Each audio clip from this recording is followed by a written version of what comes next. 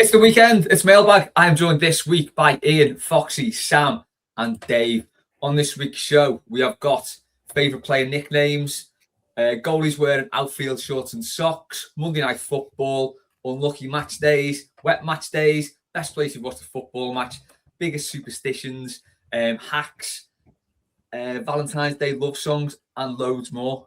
Sam, it's good to have you on because I thought you'd really changed identity and switched to someone called Rosie Bradfield, I think.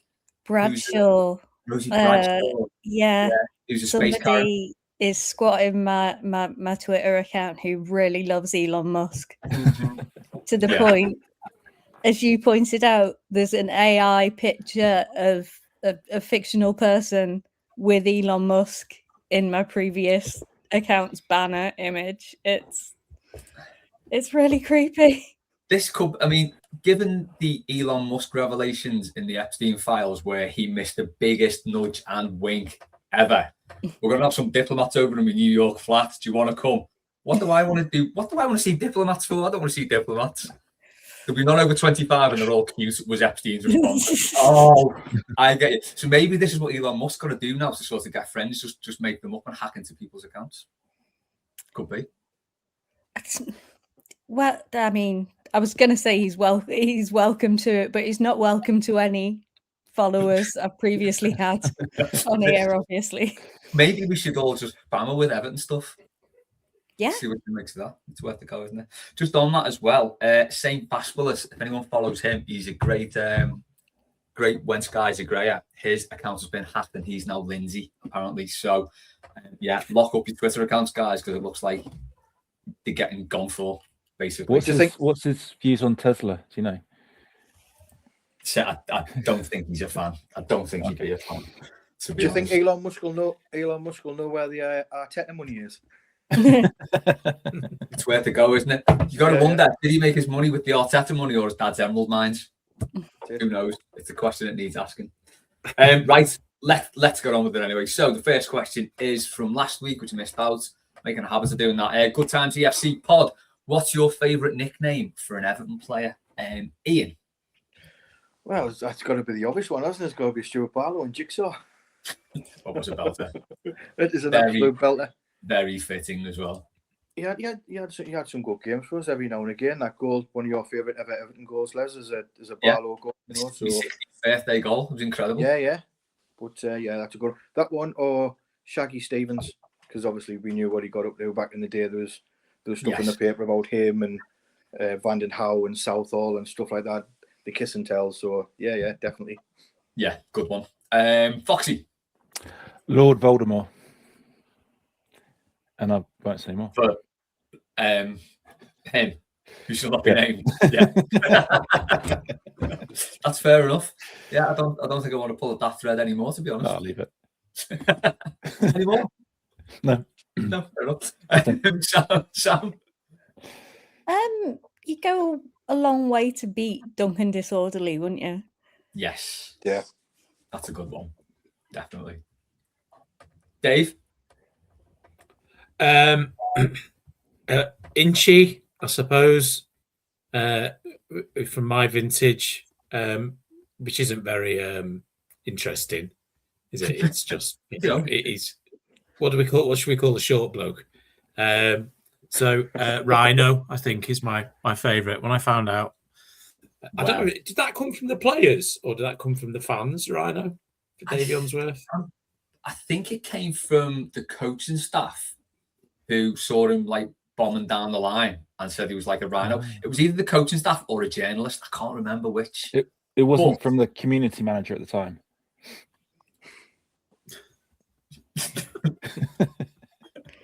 I think so. Who was later promoted further up, but not that person. No. I don't think so. Yeah, I think so. We won't go there either. There's back at the Echo as well. Back of the Echo. There was some good ones from Back of the Echo, John and Yoko, all that. It's good. Funny you should mention Unsworth though, because the reason for this question on this week's episode of The Good Times looks at 98-99, and that was obviously the summer when Walter Smith joined, and then David Unsworth spent a month at Aston Villa before coming back to Everton. Liam was saying there's a match report saying that Unsworth left as a rhino and came back as a hippo before repeatedly calling him hippo in the report. Yeah. little bit harsh. Normal Norman said Disser for Neil Point, which is probably the best ever. Yeah. That's an absolute belter. Paolo Wen said Martin Bob Keown. I don't quite get that. Bob Keown, yeah. It's lost on me, that one. And Mike said fuck off Osman, which is yes. You know what? It's so unfair on him as well. It's just he's a local lad, so he has to get more grief. It's just the way it is. Well, that's it. The rules, If you go back a bit further, I'd like to throw fuck off Ebrel into the ring as well, because I think he was the first one to have that nickname. So yeah. What a kindly bunch of fans, aren't we? Right. A couple of other really good ones. There was obviously Zinedine Kilban. That was. Oh yeah, that's incredible. That was a banger, and we had the Ketwig Kaiser for a bit in Tom Davis, didn't we? Yeah. We've had some good ones. There were many reasons to want Tom Davis to make it, and that was one of them. Yeah. Definitely. Would have made it as a right back. He would have done. Do you know what? If the club had ever just for once take a little bit of advice, we'd be in much better shape now. Imagine that. He'd have been our right back now, our starting right back for about 8 years, 9 years, whatever. Easily. Oh, yeah. Ridiculous. Is he about to get relegated with Sheffield United? Is he still there? I don't know. I don't know. No, he is still there. Sheffield United are doing all right. Are they? Yeah, Sheffield Wednesday who were dust. Oh yeah, no, I knew Wednesday had a nightmare, but for some reason, I tell you what it was. It was that on another podcast we were talking about a couple of years ago, Chris Wilder, the pitch mate picked him up saying, "Do you know what? I don't need this shit." And I'm like, he's been back 3 times since then. He clearly does need that shit, doesn't he? Obviously, he runs on that shit. He cannot function in the world without that shit. I think Sheffield United lost like the first 6 games or something like that, didn't he, at the start of the season? 6 league games off the The manager got the bullet, then he came in.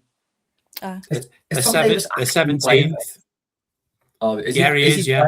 Yes. Okay. Yeah, he's been injured a fair bit since he went there, and then he seems to come back and get injured again. So I think he's going to be cursed. But he's always got his. Tom and Dom are both on the treatment table all the time. Tom and Dom in the bungalow. I think the most heartbreaking Davis moment for me was he should have scored a Derby Day winner. Oh, that one, the COVID one. Bounced off the post. Yeah. That could have changed the course of everything, though. Definitely. It really could. Right, Mike's got one, which, yeah, I agree with this. Normalised goalies wearing outfield players' shorts and socks. And with the tweet, he did put four accompanying pictures of Neville Southall in, said normal shorts and socks. I think we should go back to that. I don't like this all one colour thing. Foxy, any thoughts on this? I'm going to disagree just for the sake of disagreeing. I don't really have an opinion, but so Charlie's a goalkeeper, a bit like, is it Joe or Jay? Both your kids goalkeepers? Joe. No, Jay's a tricky winger. So Charlie's a goalkeeper, and I quite like getting the goalie kits and get like a 1 and a fox on the back of it. And I think that they do kind of match quite well. So he's got the black one, so the second choice kit. So just a nice full black outfit. So I don't know if you had white with that black, because you need to have a different top color, don't you? You can't be the same throughout. Yeah. That'd be confusing with a handball rule. So no, I think it's all right. I don't have a particularly strong opinion, but I don't really have the resentment that Mike does towards this, although I fully respect that opinion. I think it's just a bit of Barclays nostalgia, I think. Okay, back in the day. A bit of early Premier League, late Football League. What I find ridiculous is having 3 of them, like 3 goalkeeper kits. Yeah. That it's very on the excessive side. Agree with that. 3. Yeah, it is. Yeah. It's like having 4 home kits. Yeah, although 4 kits. Sorry. Yeah. No comment about the 4th one. Yeah, we'll leave that there. Ian, we'll come to you because you're not a fan of the podcast either. I bought all 4. And training tops, and but not a goalkeeper. I think you should have a goalkeeper's top just for the goalkeeper. green. I think it should be green. These orange ones and purple ones, and they're a bit mad. I mean, it's not exactly going to put the striker off, really, isn't it? He'd look up and say, "Hold on, there's a purple thing in the goal. I'm going to miss." But I know what you mean about Southall used to wear like the home shorts with that green goalkeeper's top and things like that. Bring back tracksuit bottoms on a cold day. Oh God, yeah, definitely big baggy ones. I don't mean like what's his name from Chelsea. Don't mean as like what was he called again, man? What's his name? Kareem. Yeah. When he used to have like his old tracksuit bottoms, what he used to sit in the house in watching the telly. Yeah, it was the one who wore massive jogging bottoms. Was it the Charlton keeper? Oh, yeah, I think it was, wasn't it? I'll look into this. Yeah. Sam, I'll come to you, but I'll look into this. Any thoughts on goalie kits at all? When you mention Southall, he had some extremely 90s printed tops, didn't he? Yeah. So I think bring back the 90s, the sort of pixelated 90s prints, definitely, that look like sort of children's bedroom curtains. Yeah. Oh, Gabor Kirali was the keeper.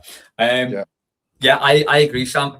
Start giving football kit designers acid again, like they did in the 90s, and the results will be just as good, I think. Southall got done a bit dirty for the FA Cup final, though, didn't he? Because that was the only time I think he wore that kit in all yellow. Every other time, shorts and yellow socks, which look much better. Big Ned's not a fella who can really carry off all yellow, though he did that day. So what do I know, Dave? Well, I think this is very much a question from nostalgia, isn't it? And back in the day when the keepers didn't have a choice, it was quite good. When I was a kid, it was quite good because you could, if you were lucky enough, you could have the outfield kit and get the goalie jersey, and you were ticking both the boxes, weren't you? You were following. I want to be like Nev, or I want to be like, I don't know, Trevor Stephen or whatever. If you were my sort of vintage. So yeah, but I think they can look quite. Now that they're all in one colour, I think they generally look quite smart. And I'm sure now, there'll be the reason why they have to wear a different colour kit. But I suspect they have to all be the same colour now. Probably something to do with VAR and the cameras, because they got rid of lovely patterns on the pitches, didn't they? Do you remember the groundsman at Leicester City used to have a field day? Always looked quite nice on the telly. The guy at Southampton had too much time on his hands as well, didn't he? He'd always do some intricate pitch mode. Well, that thought, Les, I may be coming back to that a little bit later. Okay. We'll hold it there. Just go ahead. Sorry. No, go ahead. Just a quick one when you're on about kits and t-shirts. There's another t-shirt from Forever. Oh, yeah, I forgot to mention, if you want to get 20% off of forevereverton.co.uk, use the code BlueRings20. Nice one, eh? This jumper I've got on as well is a Lev Yashin jumper. So, very nice. Yeah, not a massive fan of the USSR, but not a massive fan of the USSR. So there we go. Keeper kit, what was I going to say? Oh, yeah, so Foxy, I bought Joe's keeper kit. He wanted an all pink one, but I kind of pulled rank and thought he wouldn't look very good in all pink, to be honest. I don't think he would. It was bright. It wouldn't have suited the skin tone. It's too pink. You need the skin tone for it. Pink is a nightmare to match with skin tone. And this was like bright, shocking pink. I don't think it would. Didn't we have a pink one when we had Sports Pesa as a sponsor? We had a pink one first season of Kazoo. Ah, that's right. Which I bought and Joe's robbed, and he does actually look good in it, so I could have been wrong there. But I got him a green one with black shorts and green socks, and that looks good. I also bought the kit for Shaw Villa as well. I sorted that out. And all the lads were complaining that I got white socks. So it's a black and white striped shirt with black shorts and white socks. I was going to get white shorts as well for like Juventus instead of Newcastle. But that would have been a nightmare to wash. I think white shorts are tricky for many reasons. Yes. Yeah, they are. Grass stains. I think I called it right. But yeah, the lads kicking off on the white socks. I don't know why. Don't get it. Right, Ian, it's your question. Is it time to get rid of Monday Night Football? And I hope you're all well.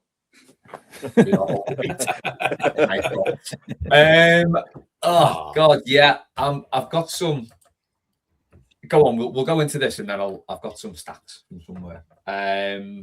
Dave, what are your thoughts on Monday night soccer? Well, I don't mind it on Monday night. It's been. I've made this point a few times. I think when we did the deal with the Devil for the Premier League, I think we had to take, if we're going to take the money, you have to take some of the inconvenience. And I think Monday Night Football, obviously, it was nicked from America, wasn't it? But it's kind of quite well established. Because I watch Wigan Warriors Rugby League as well. The Friday night game on the Super League weekends is always quite good. So I don't mind it. If that's the only night, what I can't be doing with, Ian, to answer your question directly, is 2 sodding nights of Tuesday night football coming up, right? So obviously we had last Tuesday, and you travel even further to the game than I do, and Foxy does as well. Tuesday nights in, well, it was February, wasn't it, this week? Tuesday night in February, and then you've got another one to look forward to. That can get in the bin as far as I'm concerned. But Monday night, and every one game every round, every couple of weeks, I don't mind too much with. So there you go. For me, just on that, my big issue is if they're going to have midweek games, do it in like August, September, and April, May, and no other time. Have a big winter break on midweek games. I wouldn't mind going to the ground Monday night in the summer. Or Tuesday night in the summer. It's nice. It's all right. Even if it's pissing down, it's still usually quite warm. So I'd be happy with that, but I'm not a fan myself. Sam, where are you on this? Oh no, I'm committed to Monday Night Football because I just think you can't have that cleaner break with the weekend. I think it sort of eases you into the week. Like the shock of the week existing on a Monday is too much. We need something on a Monday night to just a reasonable crossover period. See, this is why we should all be on 4-day weeks with Monday off. Yeah, 100%. Yeah, I've got 4 days holiday left, so I might just not see another Monday in March. That's what I'm thinking of doing with it. I think that would be a good use of it. Foxy, I think it just needs to be kind of shared out more. It does feel for us, we've had a lot of them. And I think our last Saturday home game was at Brentford in the league, which was early Jan. And our next one's going to be Chelsea on the 21st of March. So it just feels like we're having, I might have got that wrong. I might have missed something. Chelsea's Saturday 5:30. Yeah. But it's kind of at least weekend. But we disproportionately seem to have a lot of them. And having a gap for that long just feels a bit ridiculous. So I'm okay with it if they proportionally share it out between teams, home and away, and not just feel like Monday night football is not as good as a Saturday afternoon football. Saturday afternoon football is the best time for football, just for like everyone. Yes. And so like they just need to kind of make it a bit of a fairer system, I think. And I know it's TV money, and I know we've got an exciting new stadium. We had Jack Grealish before he got injured, and that was great. And they wanted to see that stuff on TV. Yeah, just share it out a bit more. Yeah, I agree. Ian, before it comes to your thoughts on share that. I don't know how long a trip takes in coming down from Newcastle. Well, we set off on Monday at 10-1, and we got down to Liverpool for I think about 4:45, 5 o'clock-ish sort of thing. So by the time the buses get out and we got back, we have a few drop-offs to do on the way. So I got back to Washington Services for I think about 1:45.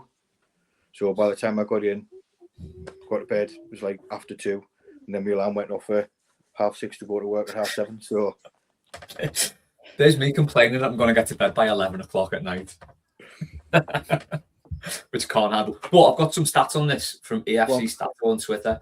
Everton, don't know if anyone saw this. Everton's home record in the Premier League since 2022-23. This 4:30 kickoff or later since 2022-23. Played 26, won 5, drawn 8, lost 13, 19% win rate. This season played 7, won none, drawn 3, lost 4.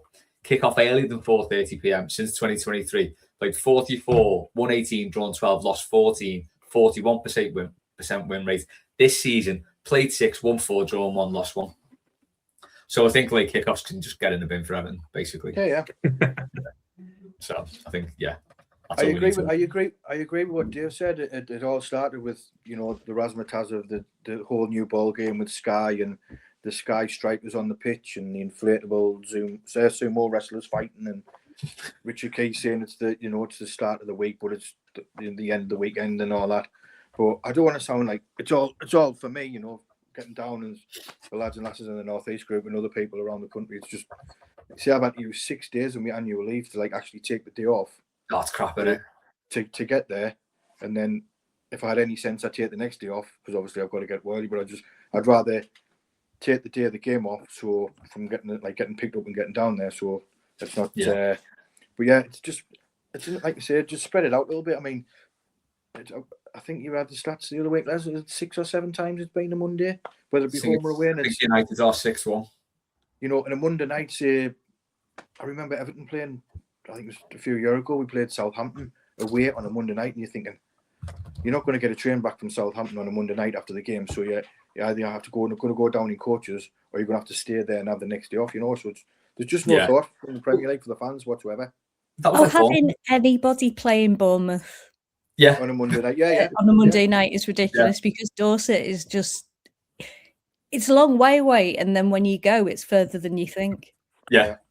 It is. I've been there twice, and it's a terrible run. Because they could do like they used to do with the Christmas fixtures, and sort of have like local teams playing each other for midweekers. It would make so much more sense. One thing though, before we move on, that could persuade me to get into Monday Night Football is if they started doing things like putting the Shaman on live at half time, like they did at Arsenal that time in about 1992. Yeah. I could go with that. If that was on, I think I could have that. Right, Stephen has asked, your unluckiest Everton match day doesn't just have to be the result. For him, Bolton at home. He lives in Essex, so he woke up at 5:30 to get a coach from London. Coach turns up and is delayed by 30 minutes because a kid was sick on it. It still smelled of sick for the journey. Stuck in traffic and got to the ground at 2:55. Lost 4-0. Got back to the coach with chips, but he said no food allowed, so I had to chuck them. Got home at 10:30 p.m. having had no food, no beers, and lost 4-0. So, I mean, if anyone can top that for a terrible match day, that makes my travelling down a doddle. Ian, have you got any tales of woe? We broke down a couple of times on the way back on the minibus. What, emotionally? Oh, that's every other week. That was every other week. That was normality. But everybody breaks down when I sing "Love on the Rocks." I'm hoping to get a rendition of that next week. No bother. But yeah, there's a couple of times that we broke down. I think there's one time we broke down the Kirby Stephen, and we were just having to wait for the replacement, and it's just freezing cold, and we've just been beaten, and you think like, oh, you might have run out of beer and that as well, and it's just a nightmare. Yeah, that's pretty grim. Foxy? I might have said this one before, but there was for about 5-6 years ago when Graham Sharp was still in favour as a kind of former icon of the club. I went to the game with Ben and had an iPhone, and you know how iPhone batteries used to die very quickly. But I had paper tickets, so I could only get into the ground fine. Graham Sharp was there doing his player liaison thing. So I went to ask him for a photo with Graham Sharp. Graham Sharp was the first goal scorer I ever saw. So Everton Portsmouth 1987, 1-1-0. Graham Sharp scored the goal for Fratton Park. First memory of Everton as a kid. And I asked someone to go and take the photo of me and Graham. And as he went to take it, my battery went on the phone. So I was like, an opportunity for the photo gone. Then later that day, we're waiting for the players to come out post-match. And we had, I bought a cap for the players to sign, and Pickford came out. And Pickford is Ben, my oldest lad's favourite player. So we gave him the cap to sign, and Pickford signed the cap and is kind of hanging up in the room next door. And he kind of picked Ben up and turned him around and went like that to pose for a picture. And he was like looking for the parent to take the picture of Ben with. I was like, oh shit, that's me, and my phone is dead. so I faked a picture. So I put my phone up, take a picture, and thank you. So I faked a picture of Pickford with Ben. And it's something that Ben's never forgiven me for either, because it's that one opportunity. So that was pretty unlucky in terms of meeting your icons and your idols, and then no battery on the phone. Yeah, and something your son will never ever let you forget as well. So he brings up as many times as he can. I can imagine. Yeah. Failing father. Sam? Oh, it makes me realise how it takes me basically from Manchester the same time to get the match as it would have done anyway. Because it's like 35 minutes on the train, which it was anyway. And it just makes me realise how lucky I am, because the worst one I can think of is I was hanging out my arse and I missed the train, so I was late. And then I went to upgrade. I was on someone else's ticket, and I went to upgrade a child ticket to an adult ticket, and it had already kicked off. And when I went to upgrade it, she just sighed at me, and I was like, "Do you know what? It's fine. It's fine. I'm just gonna get back on the train. It's you can make that when you're close. You can make that decision when you're not beholden to a coach or a minibus. You could just go. I don't actually need this today. I can just I can go and have a lone pint while it's quiet, and then I can just poodle home, and I don't have to deal with any of this." Yeah, I agree. I've done that before as well. Just like stayed in the pub, jibbed the game. It's sometimes been one of the best executive decisions ever made. That. It's like when people go to pre-seasons, and quite often, if they go abroad, quite often people just stay by the pool. Yeah. I mean, I can see why. Definitely. The match should always just really be a context for a nice day out. Yeah, exactly. If it is, you can't really go Football's wrong. incidental. Yeah, exactly. Nice chance to meet your mates, meet your family, and just have a day out together. If you want to go to the game, go to the game. If not, jib it. We went to Blackpool a couple of seasons ago under Lampard for a pre-season friendly, and we got there about half an hour to kick off, and we went to get a pint, and he ran out of beer. It was like cider left or whatever. Like, nah, you're all right. Oh, yeah. Well, that's like my trip to Bournemouth, where it took us. We left 6 and we got to the ground at 2:45. So however many hours that is, a lot of hours. And then when I got to the bar, the girl said, "We can't serve you alcohol because it's 15 minutes before kickoff." I've said that story loads, but it really blew my mind that she would not serve me. It would still do this to this day. Yeah, I told her my tale of like total dismay, and she just wouldn't flinch. No, sorry, 15 minutes before kickoff. Dave, you say it, yeah. Do you know what? As soon as she did that, instead of just sort of went all RoboCop on me, Dave.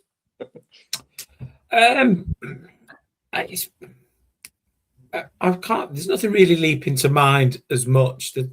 But listening to what your other guys have said, the first game I went to before we got a season ticket for our Tom, so he wanted to. I thought we'll try him out. So we went to Leon Osman's testimonial, which was when we played Porto in a pre-season friendly.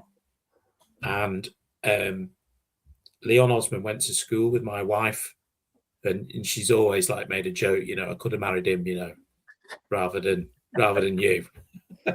And it was so we were like, all right, well, I'll take him. He was quite young at the time. I think he was 4. And we went, and I built it up, and he was dead excited, and he was wearing his Everton kit and stuff like that. And it was shit. I mean, we were absolutely dreadful. I think that was when I twigged that Martinez was absolutely a fraud. Didn't even I couldn't work out what the bloody hell was going on. But as far as he was concerned, he was just disappointed that we were losing. So that was, you built something up to be like special, and I kind of want my son to sort of get into this with me and share the joy, and that didn't work. When we got the season ticket, the first league game we went to, we played Man City. It was on a Sunday afternoon. We lost 1-0. So that was deeply frustrating. I mean, I know you brought your kids, and I know you have Foxy as well. Presumably when they were younger than they are now to the game. There's quite a lot of chivying you've got to do, and you've got to be organised, and you've got to take snacks. And oh god, and all that kind of stuff. And we did all that, and so that was a bit flat. And then the one about the photos, Foxy, really made me chuckle. So I'll be as quick as I can with this one. So when our Tom was, I think it was the Christmas he was in reception. There was only one other Everton fan in his class, And through some family connection, Tom and his mate Charlie got invited to the kids' Christmas party at Goodison Park, which is a bit of a charity thing, really. It's for kind of underprivileged kids, but they got in through the, we know someone in the club thing. And they went, and part of the players don't go upstairs, but the kids got to go down to the changing rooms and meet the players. And there was Lukaku, Morales, Leon Osman was floating around. Seamus Coleman was there. I don't know, all these stuff. And obviously, we weren't allowed to go as adults, but Charlie's dad's, I think it was his sister, she got a load of pictures on it. And I was at school, a week or so later doing drop off, and his dad's showing me this was before camera phones were really popular, on a digital camera, going, look at these pictures. Look, there's your Tom there with Lukaku. And I was like, oh, they're great. I said, he said, give me your email address. I'll send them over. And I'm still waiting, I think 12 years later. Yeah. If you're listening, by the way, Dave Peter. Yeah, well, I don't, yeah. It got to the point where after 6 months, where you're saying, don't forget to send me them pictures over. Yeah, no problem, Dave. Yeah. It actually becomes embarrassing for me to ask when it was him who let me down. So yeah, I think next time you see him. So about those pictures, by the way, that happened with us. We had our first minibus to Goodison from the North East branch. So Rachel, who our secretary, she sorted out with Everton. So we went on the pitch. This is before the Wigan game when they beat us 3-0. Got our picture taken the Gladys Street, doing the Tim Cahill, the corner flag. Still waiting for the pictures from Everton from 2013. This is a theme. This is more of a theme than Leon Osman this week, who's always been mentioned 5 times now. Mine quickly, Fulham. I think we beat them 4-0. I wasn't feeling too good at the game and was actually in the toilets for every goal that Everton scored. I missed every single goal in a 4-0 win. And Man United away when they beat us 4-1. I think Kevin Campbell scored. Francis Jeffers hit the post. But that day, I think about 5 of us went to go in a pub, showed our tickets, bounced on the door, said, sorry lads, this isn't your pub, this is a home pub, go over to that one. Sent us over to the worst flat roof pub ever, where we walk in and there's fellas singing Hillsborough songs. So we're like, oh fuck, well this is not going to be accent friendly in here, is it? No. And basically we jibbed the game up at 4:20, got on the wrong train. And I don't know if anyone knows this train that goes from Manchester to Liverpool, but goes via Bolton. It goes everywhere, and it took us hours to get home. It was, that's probably the unluckiest mistake. Yeah. And my mate was getting real static of his wife for being late. So, yeah. I'm not convinced some of the stops on that line, I'm not convinced they're real places. Oh, I think they're just backing slats. Yeah, absolutely, they definitely are, yeah. So the driver can have a smoke or something. Yeah, there's no way they're real places. It's the worst train ever. Right, following on from last week's question about being cold at the match. Rob's having a terrible winter by the sound of it, because he's asked, what's the wettest you've ever been at a match? I think Chris interjected and said we are talking about getting soaked clothing, not being overexcited. Just want to put that out there. Yeah, there's some planes free kicks. Yeah, I mean, there were. Certainly Twitch, definitely. Dave, what's the wettest you've been at the match? I mentioned this not so long ago, but so I'll just be dead quick. Not last season. Yeah, last season, Doncaster Rovers in the League Cup, Jake O'Brien's debut. The only time I think Sean Dyche started him. We got we left home and it was okay. And when we got there, electronic tickets, and the heavens opened. There was this enormous queue outside the Goodison Road box office, and I was wearing a wax jacket, and I just had steam coming off me, like I was sort of in a horror film or something for the most of the first half. So that was it. That's the one. Yeah. Was that the Beto masterclass? I don't know. We won. Yeah, Beto always scores against Doncaster. We've played him way too many times. I think he scored 2, and I think Ndai scored as well. Yeah. It was 3-0. Yeah. Foxy will come to you. Yeah, so mine was September 2000 in Bristol. So I was a student in Bristol. If you know Bristol, the Gloucester Road is quite a famous street that kind of goes from Filton down to centre. The Bristol Rovers Ground, Memorial Ground, is just off the Gloucester Road. And Everton were playing Rovers in the League Cup tie, Worthington Cup back then. The Rovers away end isn't covered at all.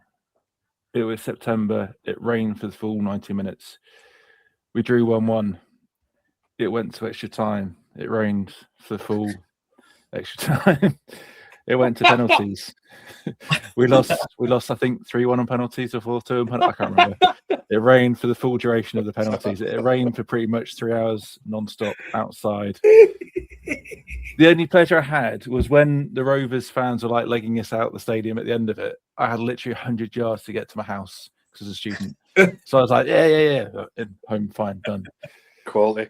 But I have never been that wet and miserable. I think when Jeffers first did his ankle and he kind of became a bit of a glass. It was then. I think that's the first time he did his ankle. He never quite got back from it on a slippy Bristol Rovers pitch. I mean, they're all level for this game, and that is like top tier. Yeah, definitely, that's incredible. I do remember you telling us that, but it's like that's an even better version of that story. Yeah. Ian, that was Foxy did his Alan Partridge there, didn't he? As I say, I had the last laugh. I was as brave as 6 firemen or 9 police officers. Needless to say, I had the last laugh. The wettest I've been would have been, I think it was New Year's Day 2007. We beat Middlesbrough at the Riverside.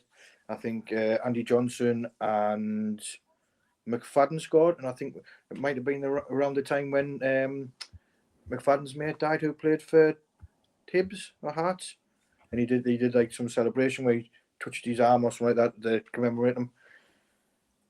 I can't remember his name now, he passed away, but he was one of his colleagues anyway. I just remember getting there and it just constantly rained, soaking, hung over from like New Year's Eve. And the game, apart from us winning 2-0, the game was shite. And he just stood there. I just thought I'd wear this really cool Everton, like half navy blue, half white rain jacket with my Everton shirt underneath, just like freezing. Not even think about putting like a bigger coat on, thinking I went more fashion than weather ready sort of thing. So I'm just like absolutely shaking. I remember having a cup of Oxo at half time, just like probably like I had beer shakes. It's just horrible. Yeah, that's pretty grim. Sam? I won't go now unless I know I'm undercover, because I think it turns when you're about Middlesbrough games, even at home. The weather's always terrible. The weather's always been terrible.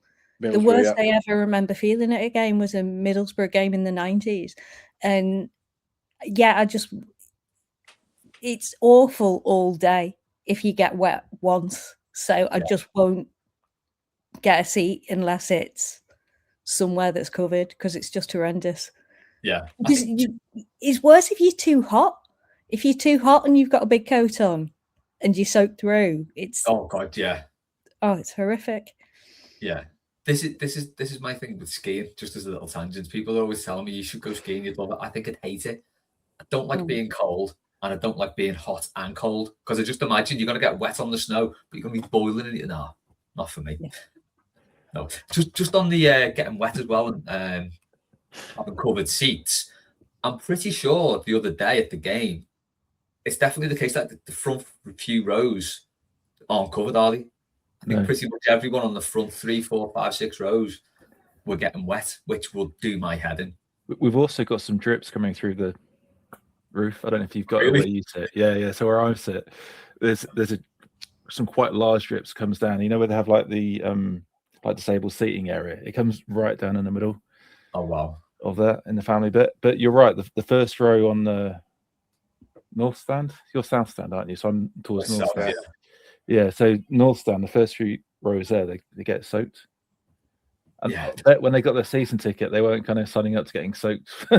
No, throughout the winter. If you've just built the thing, they make the roof big enough. That's fair to achieve, I think, isn't it? And you'd think there'd be some wind occasionally by the Mersey that might blow the wind in a direction that isn't straight down, but they Yeah. don't seem to quite got that. No. Oh man. I think mine might have been when Andy Johnson scored that late winner against Arsenal. I remember that was absolutely tipping it down. That was like hailstones like that, wasn't it? Yeah, it was dreadful. It was horrible. Yeah. Stoke away as well. It snowed, and then It's Stoke. dead sunny. Yeah, that was a weird day. Not least because Chen Tosin scored twice and we won. Oh yeah. Was that the blue lines on the pitch as well? There was the blue lines on the pitch, which I buzzed off way too much for a grown man.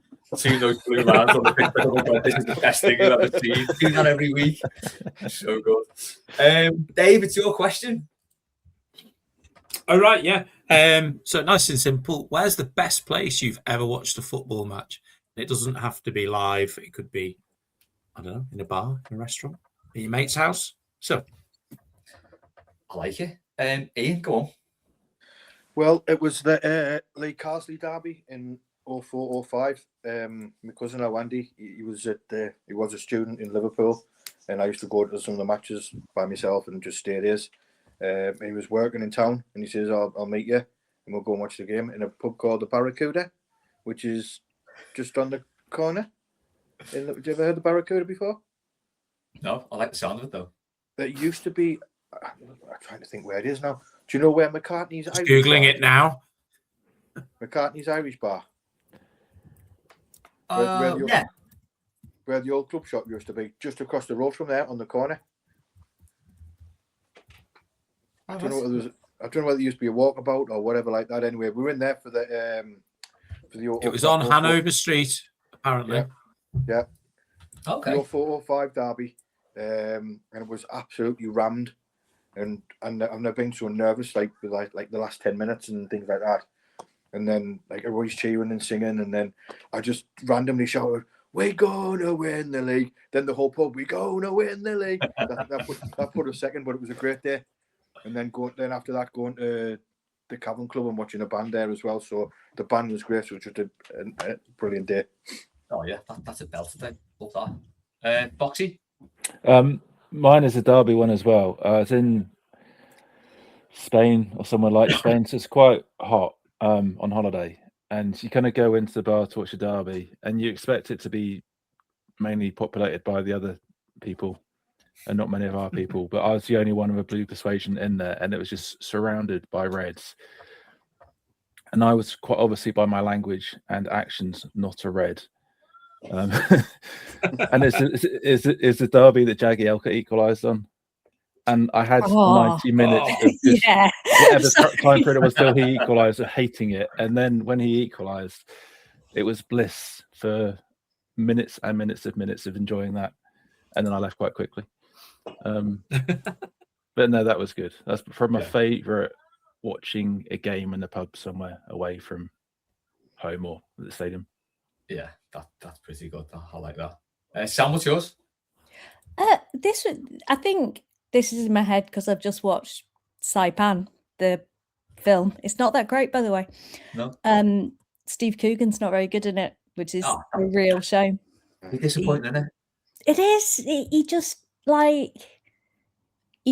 All he's done is gone Yorkshire. I can do a Yorkshire accent.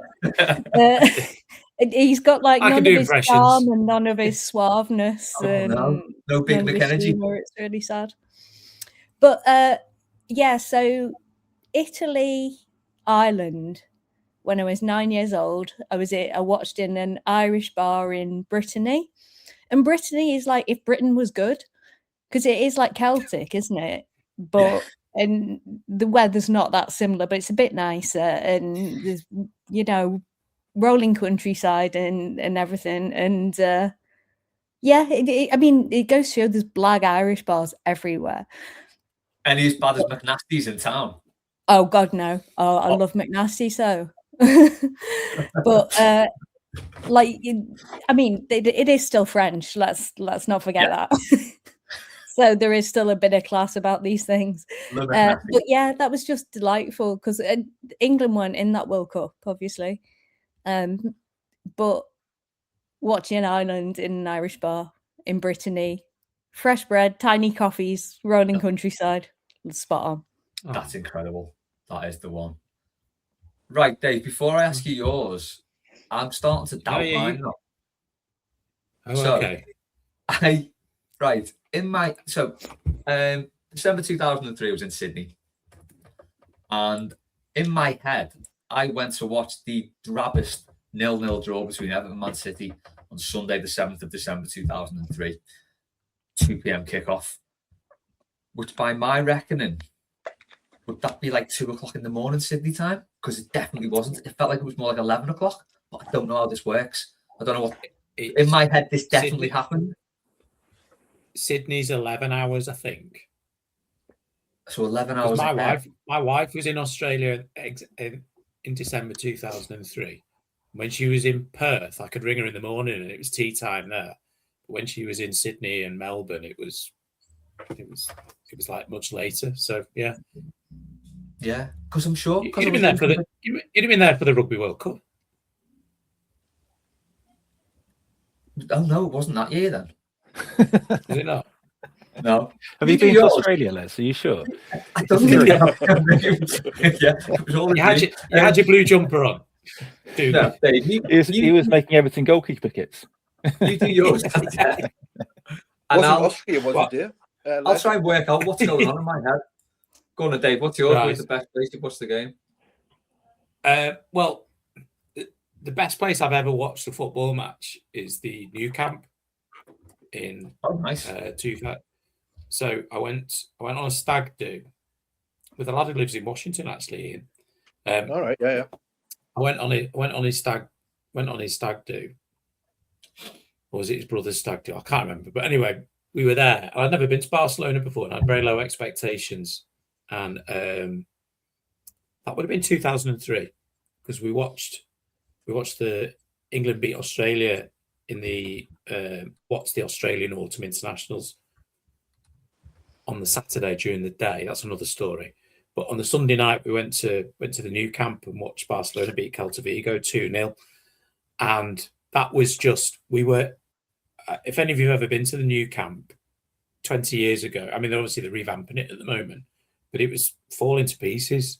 And the tickets we got the cheapest tickets. Obviously, we'd paid tourist rates.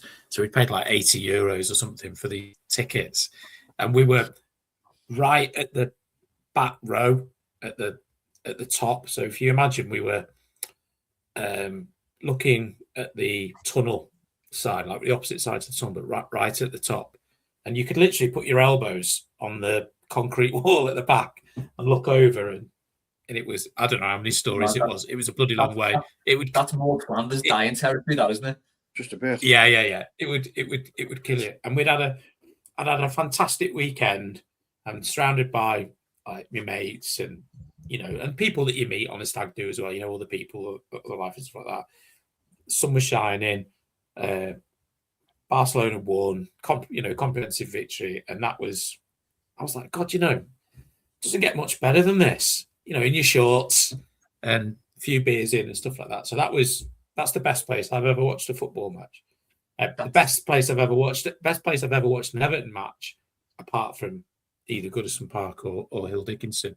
I was in Turkey on holiday in 2018, and it was like one of the first games of the season, and we were away at Southampton.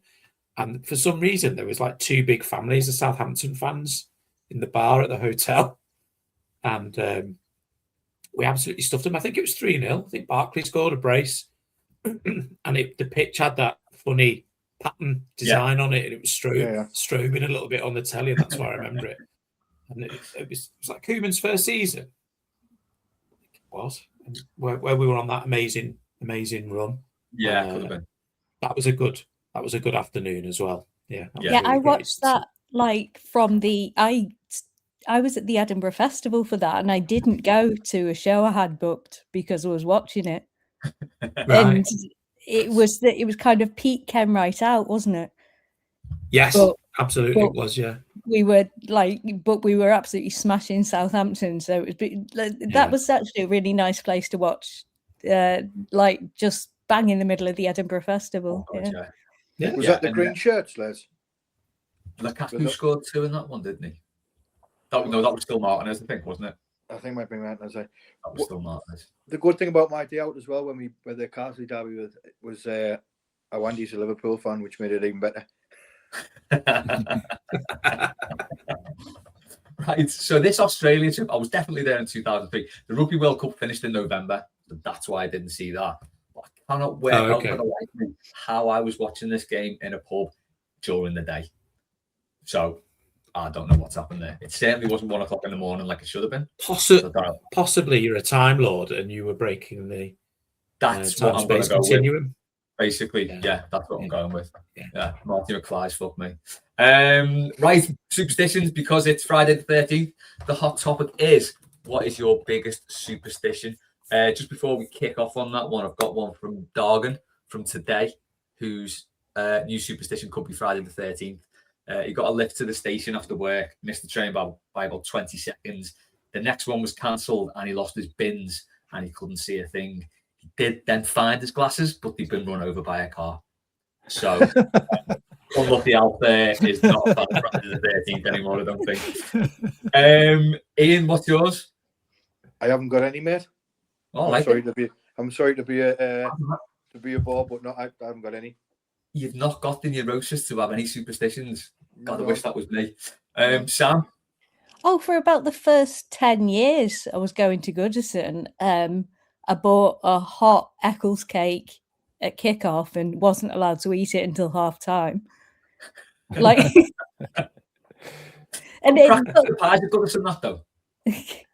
What, the Eccles cake thing? Yeah, not eating it till half time. Not eating it till half time. It had to be hot. Had to buy it hot. Yeah. And had to let it go cold. It just, I don't know. I tried it once. Makes sense to me, that. Yeah, fair enough. I went to, anyone remember News Bar in town? It was like a real poncy bar, News with a Z on the end as well, where all the wannabes used to go. Years ago, we got a Groupon thing for afternoon tea there.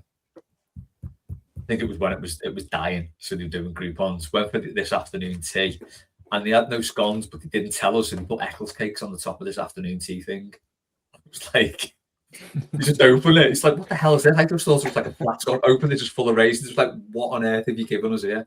But they just said, oh yeah, they're the scones. Like, not scones, are they? Come on. And like, scones are the easiest thing in the world to make. Yeah, like, I know. You know, what's the excuse for not making scones? Oh, we'd run out of flour. Yeah, don't know what went on there. Terrible gaff. Foxy, any superstitions? I've not, but I'm going to introduce them. So I've got a habit, which isn't quite the same, of when we're winning, I'll look at the league table and go, oh, that's nice. We got an extra 3 points. I did that on Tuesday. We were sixth. Above the other team, we don't mention. I've done it quite a lot recently where we've been winning at half time and I've looked at it and go, oh, that's great. Another 3 points. We're looking great. And then invariably we lose. So I think my superstition I'm introducing is to not look at the table until the game's over. And then I think we'll do better. Yeah, that seems fair. I've got to say, at half time on Tuesday, there was a lot of passport talk between us all. A lot of it. So that's your fault. Yeah, definitely. I'll take some responsibility, certainly. Dave? Oh, I'm terrible. I've got an Irish mother. My life is just full of superstitions. Magpies. That's what if I see a magpie on its own on the way to the match, that's like a crisis. Yeah, and unfortunately, Tom does the same thing. We look like we've got Tourette's in the car, saluting it, trying to cancel it out. I get really pissed off about people putting boxes of new shoes on tables. Oh wow, that's an old school one. That's I've got that downstairs right now. Should I go and move it? What's the impact of that? It's all right. Well, having game time. Well, my mum used to say there'll be a row in the house. New shoes on the table. There'll be a row in the house. I would love to know how that superstition's passed down because it's incredible, isn't it? There'll be a row in the house. It's almost self-fulfilling. So you put shoes on the table, you get told off. Oh, it's just it really freaks me out. And the other one is I never wear anything with the club badge on a match day. Okay.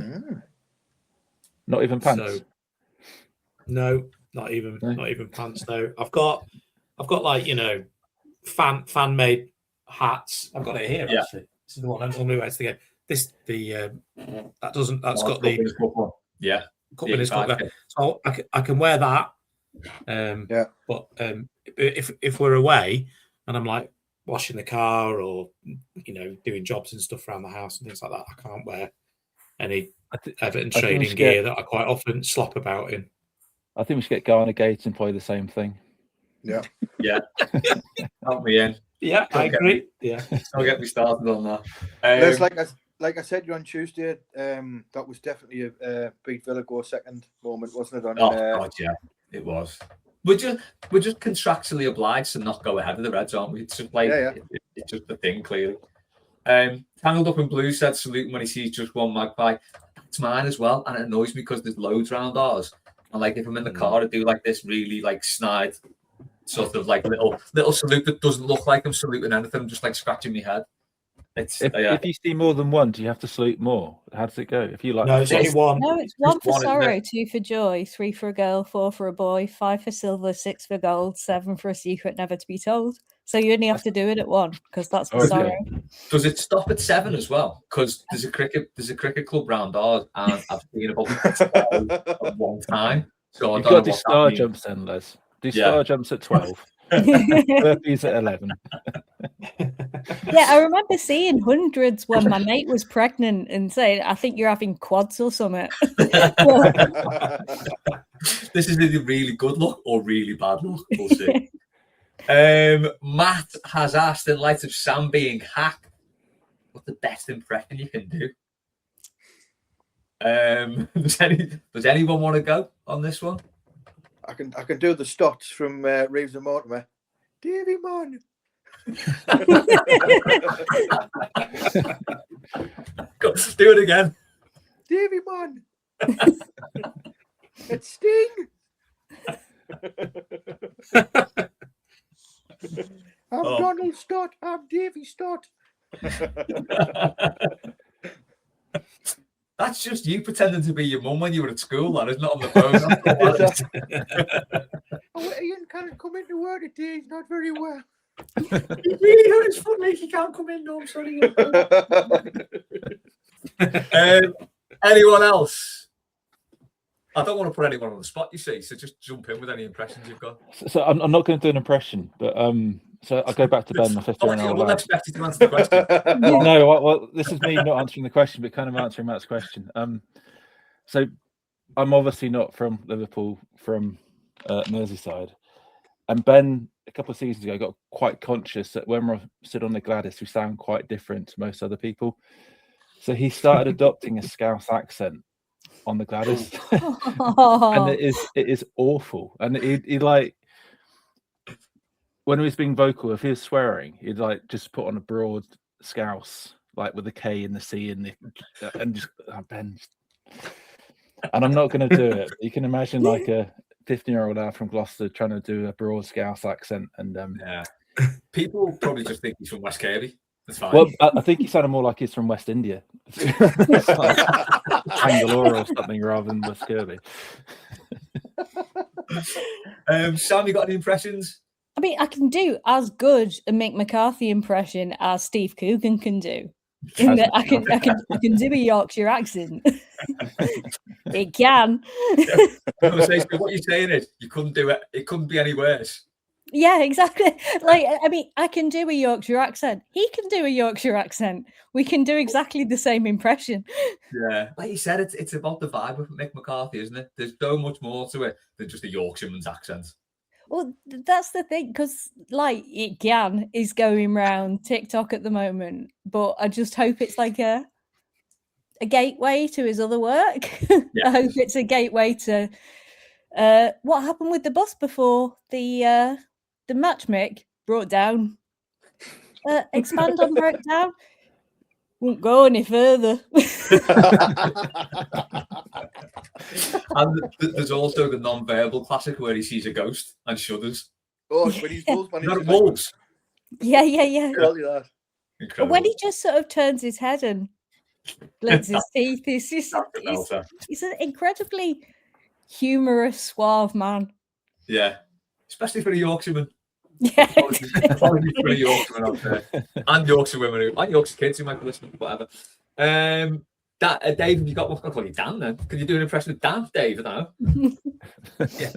No, when I've been when I'm back at the Denby, if we've been shouting and I've got a bit of a rasp in my voice, my son says I can do a very good impression of Keith Tomlin. Oh. But I don't. I'm not warmed up enough to attempt it, and certainly not when there's a chance that he might bump into me and kick my head in next time I see him. The next post match, we're gonna have to try that. No, yeah. You can do the closing. Keith loves people doing Scottish accents at him. I bet it's his best thing, isn't it? Some bloke from Lancashire doing it. But yeah, I've got quite a good ear for accents and things. I can do loads of good impressions of people I work with, but none of them are going to be of much value to your viewing figures. So yeah, I'll just park it there. All right. Okay. Yeah, the thing about Keith's accent as well, it's like so quite clearly Scottish. Yeah, when people have like put comments on YouTube or on the podcast and that, it's been oh, that Welsh guy's so funny. Or what about the Irish guy? Like, what are these people listening to? He's from Dundee, isn't he? And they've got quite I've worked with a lot of Scottish people, and they've got kind of a uniqueness to it. You've got to get the A right with what you say. That's to give that Tayside a twang to it. Yeah, I like it. My best impression was impersonating a music journalist to get into a Strokes gig, and it worked. But it was just out of pity, I think, because the gig was about to start. Am I still on there? No, you cancelled your camera. Your camera's gone off. You can still hear me though. Yeah, we can hear you. Brilliant. Okay, that's all good. Right, we better finish then before this packs in. So we'll finish with this from Toffee Nose. Since it's almost Valentine's, what are your favourite love songs? So contenders for him are A Man Is in Love by the Waterboys, Just the Way You Are, Billy Joel, At Last, Etta James, You Make It Easy, Air, Into Your Arms, The Lemonheads. Sam? I've always thought Love Cats is a beautiful one because Rob Smith seems so much like he's in love when he's singing that. But also, I think that was a big acid phase for The Cure, so maybe it's that as well. Yeah, you got to like sort of, when you hear any love song, you got to think it could be about another person, but it's more likely going to be about drugs. Yeah. It's generally how it goes. Foxy? I'm going to go for an Everton-related one. And it's, I guess that's why they call it the Blues. So it kind of, I think of it as a bit of a love song to Everton, that one.